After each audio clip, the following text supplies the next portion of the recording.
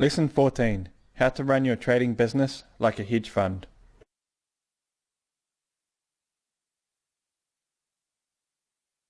Welcome to Lesson 14. My name is Sam Eder. I'm a global macro currency trader and the owner of fxrenew.com. This is the Advanced Forex course for smart traders.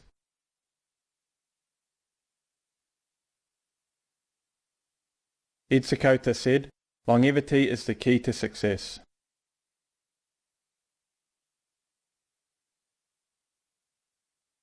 If you don't have effective business systems in place to support your trading, you will find it more difficult to generate a meaningful amount of wealth from the market. You might get a few pips here and there, but without a proper infrastructure in place, you will hit a roadblock when you get to a certain level. Or worse, you will suffer a large loss on the profits you have taken so long to accumulate. It pays to be prepared before it happens. In this lesson we go into the systems you will need to have in place to trade Forex with confidence and at size. These include risk management, trade assessment and execution, recording and monitoring your performance, trading strategy evaluation, contingency planning. By adding these elements to your trading plan, you are entering the realm of the professional. These are the tools that hedge funds use to run their trading business.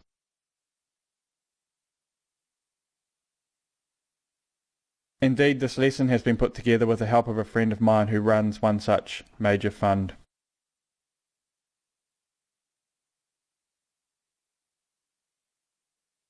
Trading is a business, not a hobby.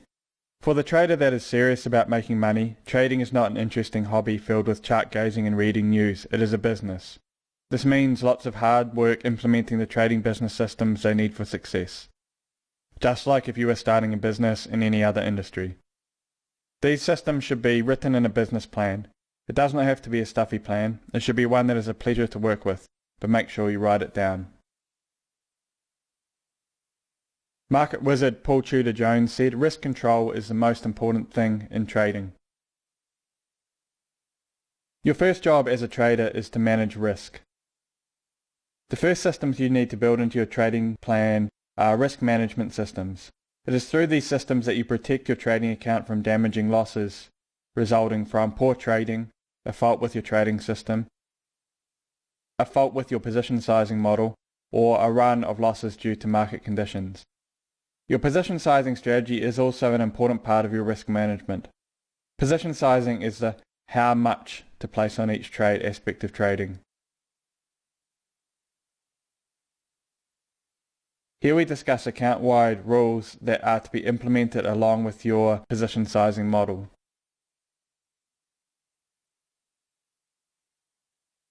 Maximum loss in a day, week or month. If you experience a loss on your account that reaches a certain level, you will need to take action to limit further losses. This could be to stop trading altogether, or it could be to reduce your position sizing. Depending on your trading style, this could be a maximum loss in a day, week or month. For example, Michael Platt allows traders in his fund a maximum loss of 3% per year. If they lose 3%, then they have their allocation cut in half.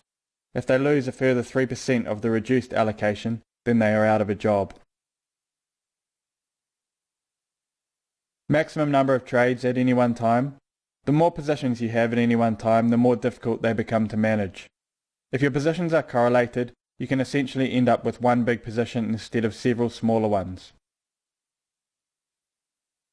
You will want to decide how many trades you will have on at any one time and how many correlated positions you will allow yourself to take.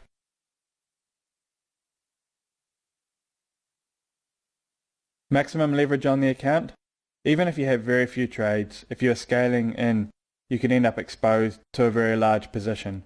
One way of protecting yourself from this risk is to limit the maximum amount of leverage you will have on the account. For example, you could set a maximum leverage of 10 to 1. The maximum leverage could either be set physically on your accounts by your broker, or you need to calculate it yourself as you place trades. Assessing trades. When you find an opportunity to place a trade, you want to have a system for assessing if it is the right trade for you.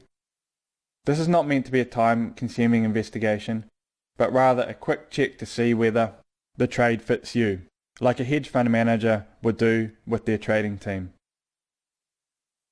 In a hedge fund, the positions and trades are combined to express an overall picture of the fund's view, and they are carefully considered regarding weightings and what synthetic cross positions are created by introducing another position. While you don't have to go this far and can treat trades as individual non-correlated trade ideas, you generally want to consider the following factors. Risk-reward. Check if the trade has a risk-reward ratio that you desire. Time frame. Check if the trade matches your trading horizon. Correlations. Check your current position for correlations. If the new trade is correlated with your current position, you may not want to take it. Hedging and synthetic positions. If you have current trades, then a trade could act as a hedge to your current positions, or effectively create a synthetic position that you did not intend to have. For example, if you are long USD JPY and take a short Euro JPY position, then in effect you have a short Euro USD position. Position sizing. When you get to place a trade, you need to decide what position sizing model you will use on the trade.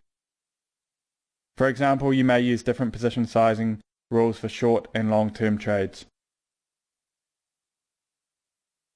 Separate accounts for separate strategies. One of the keys to successful trading is simplicity. Using different trading strategies in one account can be a major source of trading mistakes.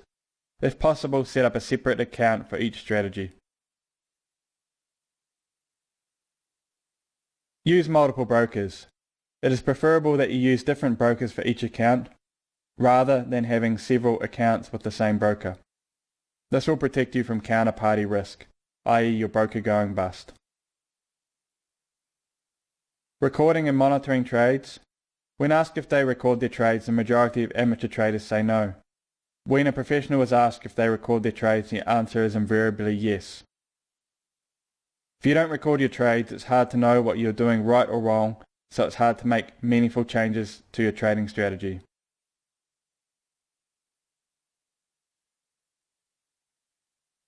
Ray Dalio said, "We test our criteria to make sure they are timeless and universal." Trading strategy evaluation. Trading strategy evaluation is a critical facet of managing your trading like a business. Not only does it help you improve, but it guides your position sizing. The better the trading system you have, the more you can risk on each trade.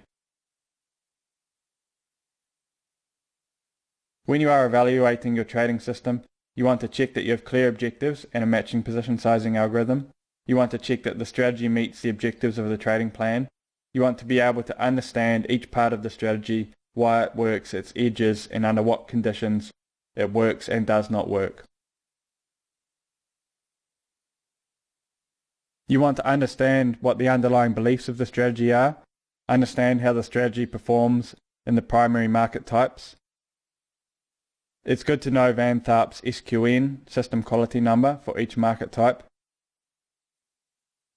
Make sure the strategy includes rules that guide behavior, including how much discretion to use.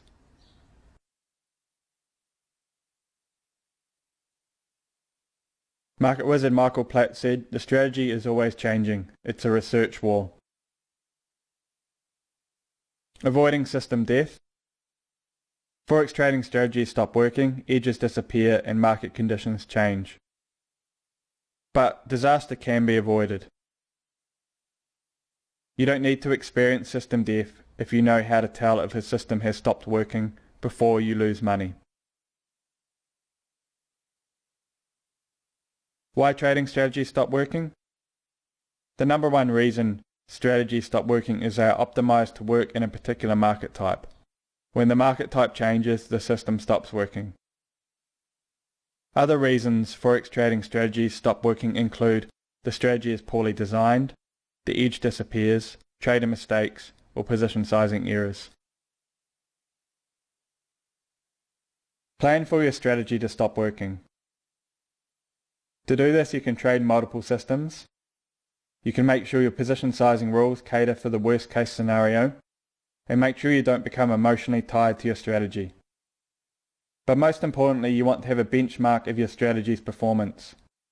Once you see a deviation from this benchmark, you can go into high alert mode and monitor your strategy closely to see if its performance recovers, or you can simply stop trading the strategy altogether.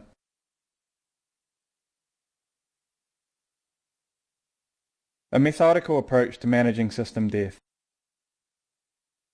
Avoiding system death is simpler than you may think, though it can be a bit of work.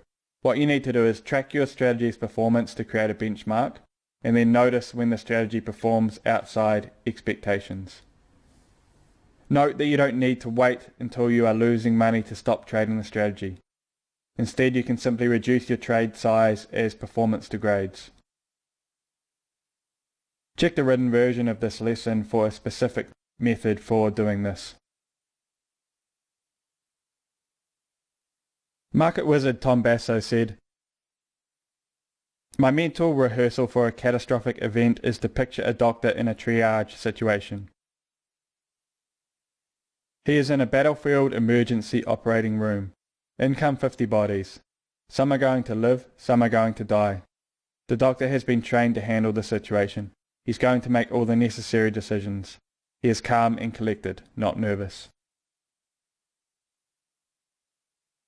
Contingency planning. When you are trading small sizes, contingency planning is not so important. But the more you develop your trading and the larger sizes you trade, the more relevant it becomes. There are many horror stories of traders who have had an unexpected event interrupt their trading and wipe out a year's worth of profits. Even if it's not that dramatic, unexpected events can cause a large loss in the blink of an eye. The contingency planning of major hedge funds is in-depth as is strategic planning in a modern military organisation. That is, it is extremely thorough. Market wizard Tom Basso plans how to run his entire fund off a laptop and mobile phone, for example. He then conducts dry runs where he tests out his systems in the case of a disaster affecting his business.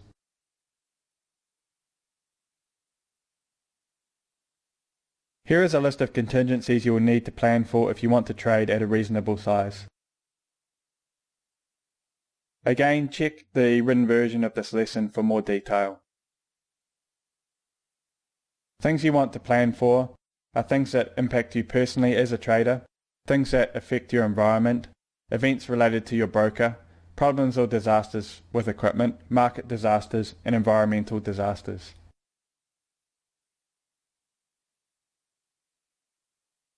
Get serious and start planning. Take a look at your conduct in the market and decide if you're treating trading like a business or a hobby. If you're not giving trading the gravitas that it deserves, then stop and assess what you need to change. Start by writing down your risk management rules and sticking to them. As time goes on, revisit this lesson and start working on your monitoring and recording systems before moving on to contingency planning. If you do these things, you are creating the systems that will form the lifeblood of your trading, and you will be able to support the growth of your trading account to a large size, without any big hiccups along the way. In the coursework for this lesson, you can start writing your trading business plan. I'll see you in the next lesson.